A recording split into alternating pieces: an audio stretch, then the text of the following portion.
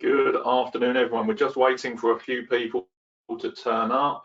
We're a couple of minutes early, so I just wanted to get the broadcast going, get you into the room, and as those extra people start to arrive, we will then kick this off promptly at 1 o'clock. So I'm just going to put myself on mute and turn my camera off just for a couple of minutes while we're waiting for those last people to get in. Do make sure that you've got a drink. Whatever you need, make sure you're hydrated. The sun's come out in here in the UK, so making sure you've got plenty of water, making sure you've got a pen and pad ready for this, okay? So a couple more minutes and then we're going to start. So I'm just going to put myself on mute again and I'll be back with you in a minute.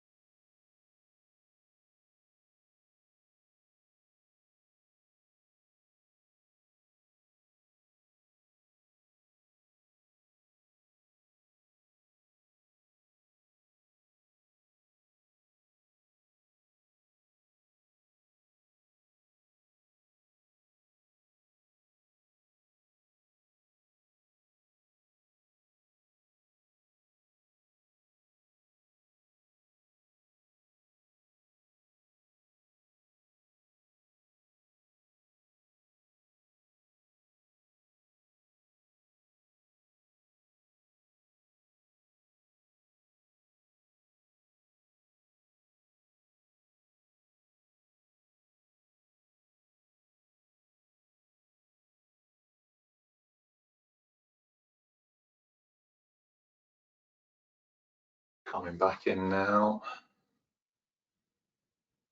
Right, where is that button? There we go. Good afternoon, everybody. Really great to be here again. Great to be sharing some insights with you and sharing some new concepts to help really support those newly working at home and even some of those people that have been working at home for a while with some different ideas to keep you focused, and even the people that are working at home in a crisis to really help keep them focused as well. So to maintain that thinking that's going to help us get the best possible results. It's great to see you on again. I know we've got some repeat attenders, which is really, really nice to see. Really hope you got value from the previous sessions. And if you haven't seen the previous sessions, they are now up on YouTube. So we will share the links for them. If you want to go back and have a look, that'll be, there's some great value and great content in there that's going to help continue to support you in a different way using this model we've got, which is the mindset model that we've set up for working at home. Let's make sure we're at the right angle there. Good. Everyone got drinks? Everyone got a fresh notepad? Make sure you've got pen, paper ready to go, okay? What are we covering today? Today, we're going to be covering the N from mindset, which is about neat. This is about making sure that we're working our wardrobe in the best possible way and making sure that we're dressing for the job that we're doing or the job that we want to be doing while we're working in this arena, and making sure we're bringing that to life mentally as well as physically. Firstly, my name's Nathan Simmonds. For those of you who haven't been here before, my name is Nathan Simmonds. I'm the Senior Leadership Coach and Trainer at MBM, Making Business Matter, which is the home of sticky learning. And we are the soft skills provider to the UK grocery and manufacturing industry. I come with over 20 years of leadership experience and some reasonably hard-learned lessons around home working and also leadership. So these are the ideas. We want to share these concepts with you so that you can get the best of these experiences and practically apply them in what you're doing right now. Immediately applicable concepts that are going to support you to be the best version of yourself, okay? So today, neat, the N from mindset. Let's make sure we get that out there for you guys.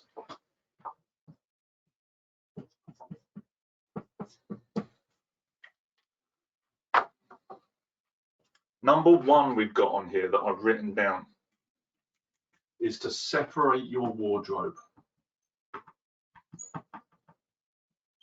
What do we mean by this? As I said just now, it's about dressing for the job that you're doing. It's about not getting those elements confused. Now, you don't go to work dressed in your gym clothes and you don't go to the gym dressed in your work clothes, because it's not going to have the desired effect. Because if you're going to the gym in your suit, you're going to tear your shirt when you're trying to use the rowing machine. And if you're going to work in your gym clothes, people aren't going to take you seriously if you're sitting there in your shorts. So it's really important that we start to understand and separate those elements so that we can mentally, if we need to, depending on our working arena, is put that outfit on so it helps us to think clearer when we're in that space.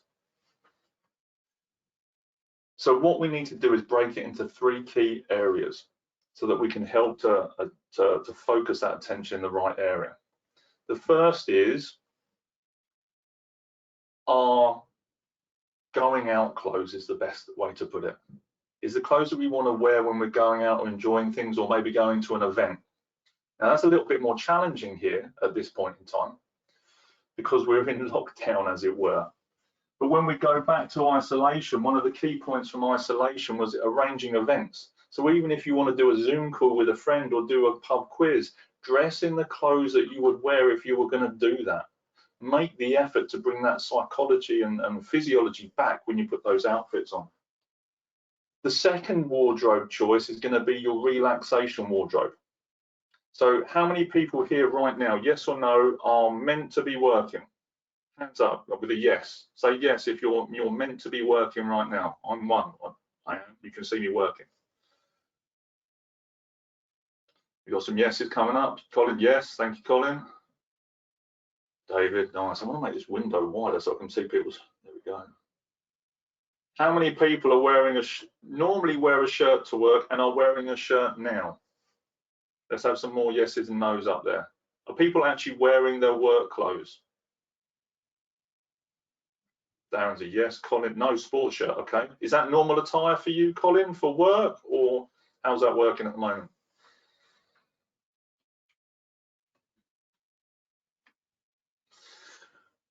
What you may find is when you mix it, no, should be a shirt like here, is depending on how you're working and the meetings that you're going to, what you may find is as you put a more relaxed attire on, you may start to relax more. So you may start to sit as if you're watching television rather than paying attention to a meeting. So you need to be aware of the psychology and physiology of how your brain is working in this space. So when we want to make sure that we're doing the right thing, sometimes we have to put the right clothes on to mix and match that. So the first outfit choices are the going out and smart casual, whatever, going out type clothes. The second one is your relaxation. The third one is your work clothes. So what is it you're going to be wearing to work? What do you normally wear to work? And making sure that you keep there's a differentiation between those things. Because like I say, the psychology that goes with that outfit can dictate how you sit biologically in the chair, how you approach a conversation. How many people here then have mixed up their wardrobe? Colin's done it a little bit. How many people are mixing up their wardrobe at this point in time?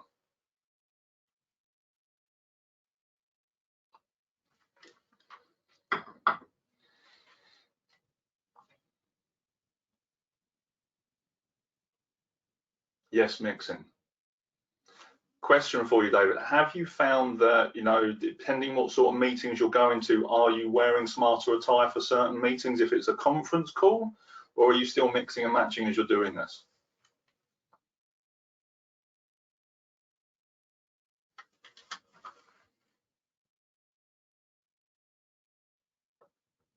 Yes, mixing. Okay, good. Check how you feel physiologically with this and psychologically. Depending on the necessity of the meeting, the seriousness of that meeting, think about actually what you want to bring to that. Our dress code is dress for your day, so dress appropriately to what you have. Why? Guys, hold on, it's going to make that chat box bigger. Come on.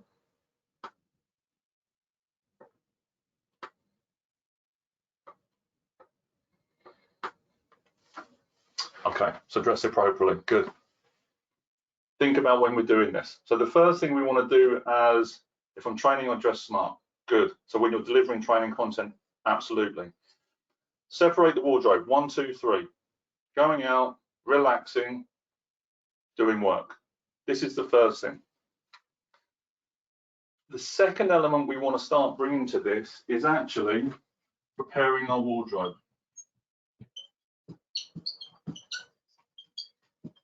What do I mean by this? What's one of the first things you do if you're working away from home or you're going to a hotel, what's the first thing you do when you get into that hotel room? Or one of the first things you do with your wardrobe when you get into that hotel room? Let's see some answers over here. What do we do? For those people that work away from home, this should be a fairly quick response.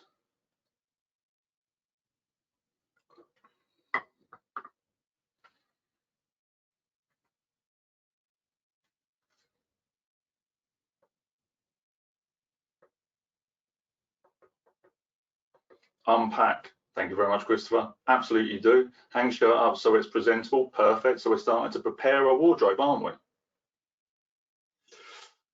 What normally happens is you know you full well what's going to be going on tomorrow. So you're in an alien environment. You get your clothes out and you put them where they need to be. You hang your shirt up so I know where it is. I put my the socks and underwear over here. I put this element here. So that the moment I get up, I can go to the bathroom, do what I need to do, get dressed in the clothes and walk out the door to breakfast. So we create a set routine when we're in that alien environment. And it's the same we need to do with our work clothes as well. Prepare ourselves mentally to get out of bed at home and working in this alien environment. Our clothes are ready for us so that we can walk straight into them, put them on, we put the mindset in gear, and then we go and do good work. So this is hugely important.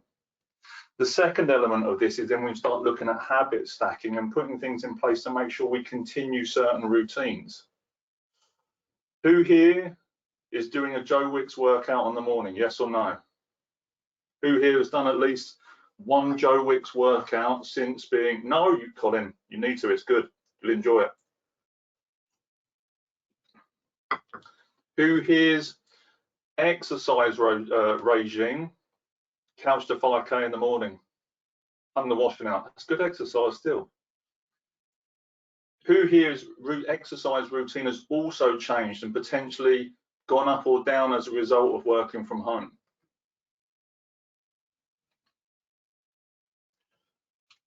Gone up, good. Mine too.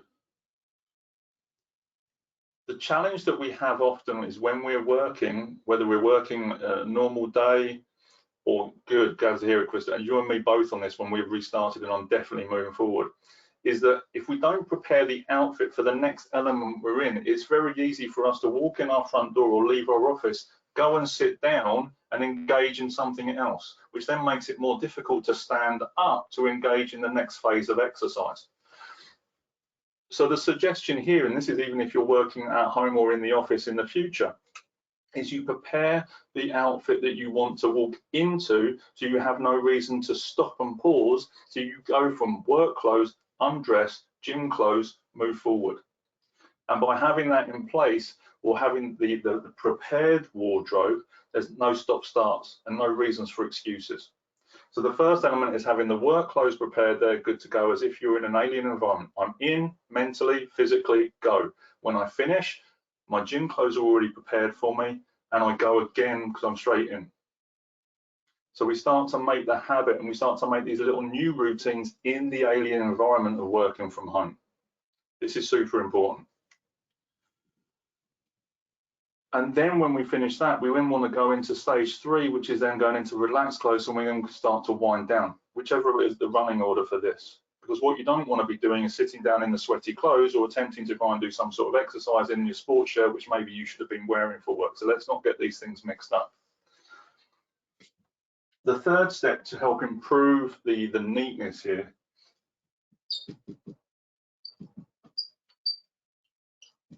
start clean. This then takes us back to the beginning of the day. So we've got our wardrobe separated. We prepared our wardrobe for the day after, sorry, the day to come. Potentially we're doing that over night time. Starting clean is when we wake up in the morning, our clothes are ready for us, as if we were in that hotel room ready to go. The first thing that we do to create the mindset of being neat is to make your bed. How many people here, crikey, have got sick of their parents when they were younger telling them to make their bed? Me, for sure. It was always make your bed, come on. Psychologically, what's happening is we're already creating a success. We're already creating an environment that's respected by ourselves. It's where we sleep, it's where we rest, it's where we relax, it's where we recharge our batteries. So the first thing we do is we make our bed, so psychologically it gives us a win first thing in the day. We've already prepared our clothes, we walk into our clothes, we're ready to do good work. When we come back, we get straight into our gym clothes and we're ready to do good work again in a different way. When we come back in the evening and we're ready to go to sleep, it's like walking back into that hotel room. What's the first thing that you see and you take notice of when you walk into a hotel room? And that lets you know and lets you feel that you will get what you need from this space. What's the first thing you look at? Open question to you all. What's the first thing you look at when you walk into a hotel room? The room's been reset for you. Bathroom, the made bed, exactly that. When you walk into a hotel room, you're looking to see if the room has been reset, as Christopher said, is you look at your bed. Has this room been made? The first thing you look at is the bed. Then you'll probably check maybe the carpet and where your belongings are, and then you'll go and check the bathroom. Because that creates a feeling of contentment. Yeah, I can rest here, I can relax. So as you walk back into your bedroom and you see that the bed is made, which is what you did at the beginning of the day to create that initial success and neatness in your head, you can then relax into that moment because you're there to, you can see that or feel that you'll get a rested evening. One of the key things I remember from my first job when I was 15 years old, working in a very posh hotel as one of the footmen there. And the head of the restaurant, David Murray, fantastic guy. One of the key things he always said to me was start clean, finish clean. And I'm 42 now and I still remember those words to this day. And it's the same with our office desk, our spaces and where we sleep, start clean, finish clean. If your bedroom is a mess, how is that actually going to affect how you're getting rested and how you're preparing for the next day? Thinking about your clothes as well when we're doing this as well. What's one of the nicest things we can put on, you know, when we're getting to go? It's a crisp shirt, yeah, a crisp outfit, something that is clean, something that is fresh, and it makes you psychologically feel fresh as well. So my first job was working as a footman, start clean, finish clean. It's the same with the bedroom. Tidy up in the first and make the bed. Discipline of focus, create a tidy space into the clothes. Now I'll talk about my second job then. So when I left college very early and prematurely, I then went and got a job in an apprenticeship and worked in retail. And I was working in a shop for fashionable men's clothing. When you walk into a clothes shop, one of the key jobs we did was just spend our time folding our clothes. As you walked into that shop, you would see rows and rows of tidily folded t-shirts or shirts or jeans, and everything would be in precise lines, and everything would look enticing, and it would look smart. And when you took it out, you know, you would have that crisp, the feel of crisp new material, and people would try that on. Again, it was like I say, enticing. It would draw people in because it was so tidy. But then when we do that with our clothes, from the tidy bed to our tidy clothes, it makes us want to get dressed and it makes us want to put that outfit on and it makes us feel good inside and outside so that we can go and do good work. So when we come back to this idea of starting clean, we can set these elements up in place with a separated wardrobe, preparing that wardrobe in the right way and making sure that actually we set the day up in the right way at the beginning so we can finish the day in the right way and prepare ourselves again to go and do better work the next day, psychologically, mentally, emotionally, and physically. Hope this has given you some extra structure and a couple of ideas of habits to implement in your home working lives right now. Ladies and gentlemen, just a quick question for you. Super focused session today just on mindset around outfits. What's been useful from today that you can implement immediately that's going to help you get more focus on your work? Give me the top one that is helping you from today's training.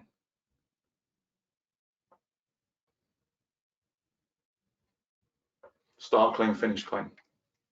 Absolutely. And this counts for your desk as well, Christopher. You know, it counts for your office desk, your workspace. Clear down, get all the things out, put them in. That's why you've got in and out trays on the original desk, you know. Being clear on separate clothes, absolutely, David. Clothes maketh the man, as my mother-in-law always said. Yes. Interesting you said that. I'm going to come into this. What's the date today? Oh, I can't see my thing. Where are we? The 8th of April, something like that. Interestingly enough, clothes do maketh the man. And when put under pressure, it's super interesting how our brains do certain things. Very personal story for me. 5 years ago today, I was in a very serious illness. It was a very serious situation where I was actually bedridden, huge. I had major organ failure, and you know, I couldn't do anything. I was stuck in my bed. I was stuck in my pajamas. I couldn't move. I just got back from hospital at this point, and I was in recovery. And I was in the middle of my coaching qualification, my leadership coaching qualification. Middle, I say, coming towards more the end of it with the essays and the hours. And then what actually happened, you know, I ended up doing some coaching sessions from my bed, in my pajamas, electric blanket on, because I had to.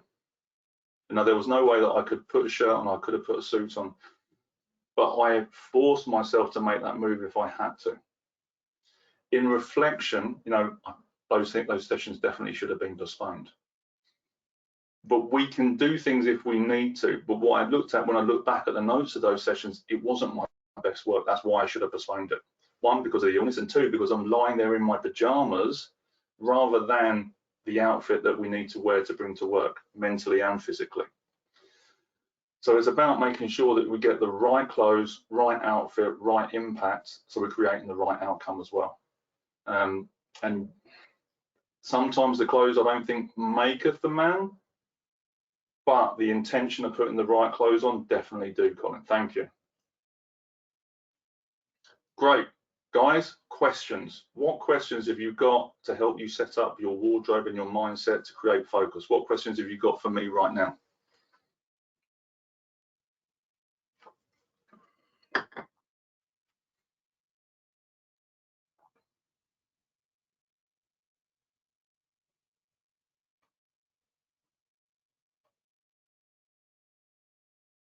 And the other point Colin just raised there as well, the made bed, absolutely. It just creates a discipline, a single focus point of the moment you get up, you're already creating a win in your day, regardless.